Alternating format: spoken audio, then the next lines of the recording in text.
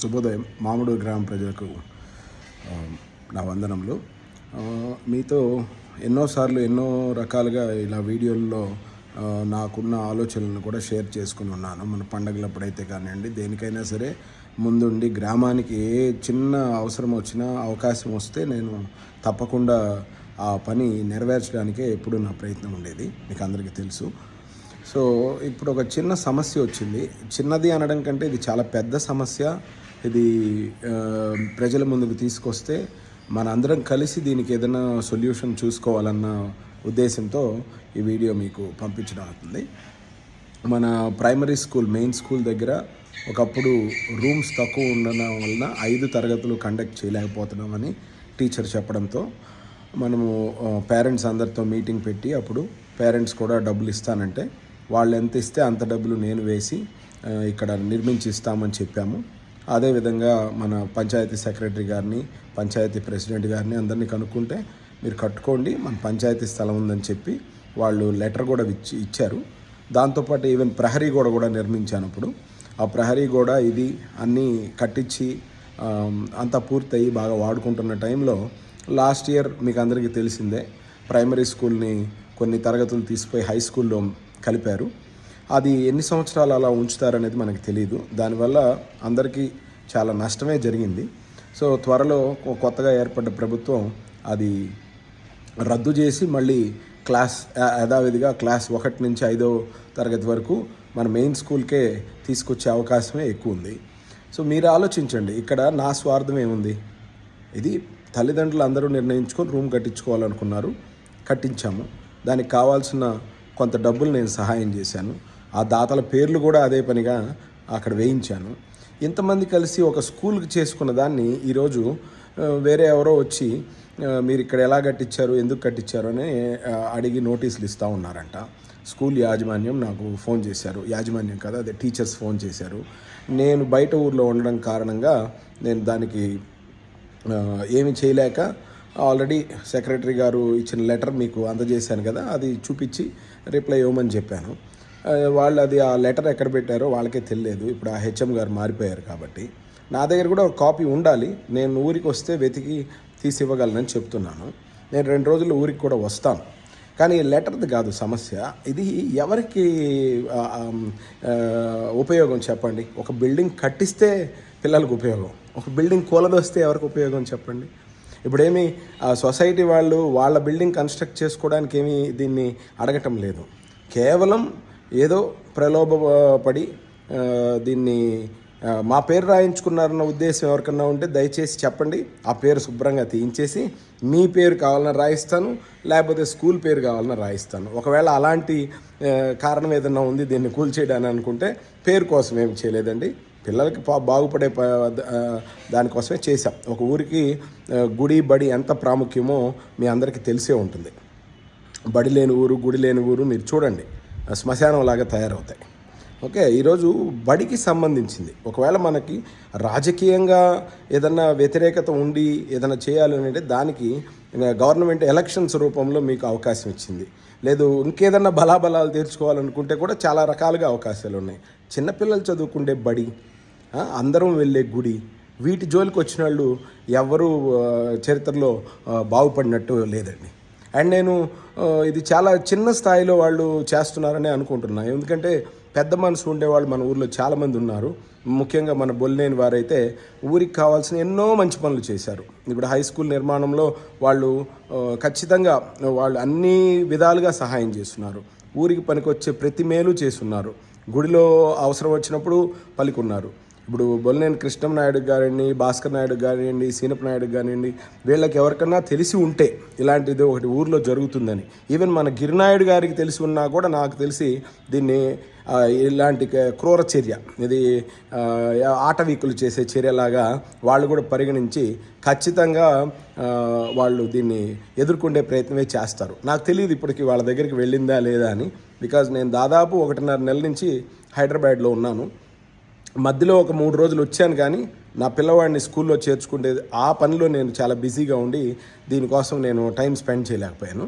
ఇప్పుడు మళ్ళీ వస్తున్నా నెల్లూరుకి, అదే పనిగా రేపు సాయంత్రం బయలుదేరి వస్తున్నా. డిఓ గారిని కలవాలంటే కలుస్తాను, ఎంఈఓ గారిని కలవాలంటే కలుస్తాను. కానీ ఇది ప్రతి రూపాయి పిల్లల తల్లిదండ్రులు వేసి కట్టుకున్న బిల్డింగ్ అయ్యా. దయచేసి మీ బలాబలాలు ఏదన్నా ఉంటే రాజకీయంగా ఎక్కడ కావాలన్నా చూపించుకోవచ్చు. మీరు కూడా చాలా మంచి చేసి ఉంటారు ఊరికి.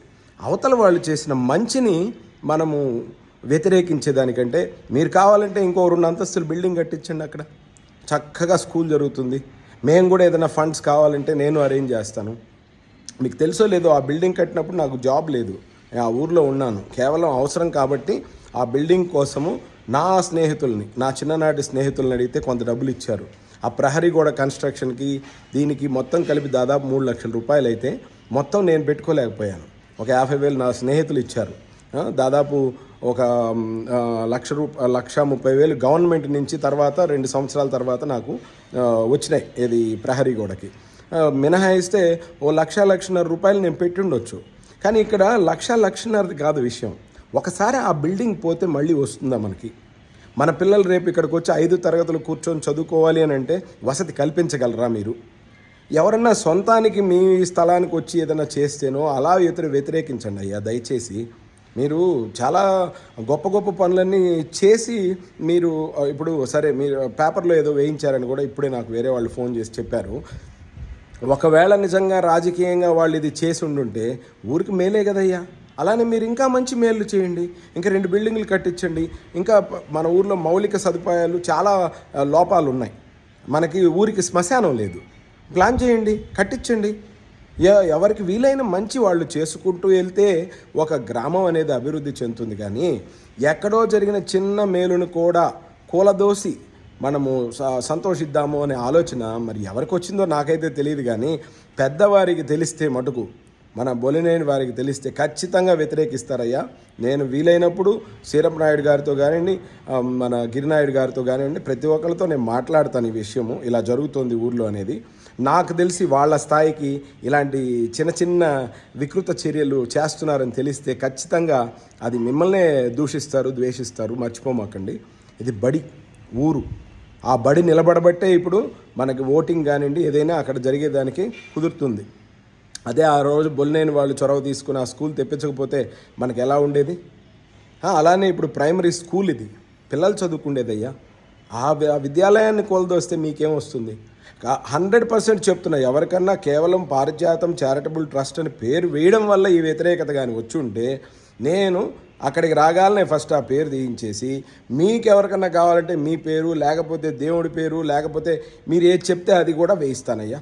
దానివల్ల నాకు వచ్చే కిరీటం ఏం లేదు. ఓకే, ఇక్కడ నేను ₹1,00,000 కోసం బాధపడటంలా, 1,00,000 పోయినంత మాత్రాన సంపాదించుకోలేమని కాదు. ఆ బిల్డింగ్ చేజారిపోతే మళ్ళీ రాదు. రేపు పిల్లలు వచ్చేటప్పటికి బయట ఎండలో వానలో కూర్చొని చదువుకుంటా ఉన్నారు. మీకు తెలుసో లేదో, అంతకుముందు వసతి లేదు వాళ్ళకి. ఇప్పుడు కాదు, 8 ఏళ్ల క్రితం కూడా వసతి లేకపోతే ముందు రూములు తయారు చేయించి ఒక గ్రిల్ పెట్టి పిల్లలకు కావాల్సిన అన్ని సదుపాయాలు వీలైనంత వరకు అప్పుడు చేశాను. మళ్ళీ అవకాశం వచ్చినప్పుడు ఆడ స్థలం ఉన్నప్పుడు అదే పనిగా సెక్రటరీ గారి దగ్గర వెళ్ళి నేనే లెటర్ తీసుకొని వచ్చాను. ఆ లెటర్ని వాళ్ళకి అందజేశాను. ఖచ్చితంగా పర్మిషన్ లేకుండా అయితే కట్టలేదు. అండ్ ఇది ఎవరి స్వార్థం కోసం చేయలేదు, అది ముఖ్యంగా మర్చిపోవద్దు. డాక్యుమెంట్ ఉందా లేదా కాదు, దానివల్ల ఉపయోగం ఉందా లేదా ఆలోచించండి దయచేసి. మీరు కూడా పేరెంట్స్ చాలామంది దానికి మీ వంతు సహాయం చేసి ఉన్నారు. అక్కడ పెట్టిన ప్రతి ఇటుకరాయిలోనూ మీ పేరు కూడా రాసి ఉంది. మీరు కూడా దీని గురించి మాట్లాడండి. ఎవరైతే ఈ వికృత చర్య చేయడానికి దోహదపడుతున్నారో ఇలాంటి వాళ్ళని అసలు గ్రామంలో ఎలా మనము అలౌ చేయాలనేది కూడా ఆలోచించండి. గ్రామానికి మంచి చేసే వాళ్ళని ఎంతమందినైనా మనం సంతోషంగా ఎంకరేజ్ చేయొచ్చు, మీరు సపోర్ట్ చేయొచ్చు. ఇదేమి వికృత చర్య అండి? అదే గ్రామంలో మీరు కూడా ఉండాలి, మీ పిల్లలు చదువుకోవాలి, మీ మనవరాళ్ళు చదువుకోవాలి కదా. మరి ఇదేం వికృత చర్య? ఒకసారి ఆలోచించండి దయచేసి.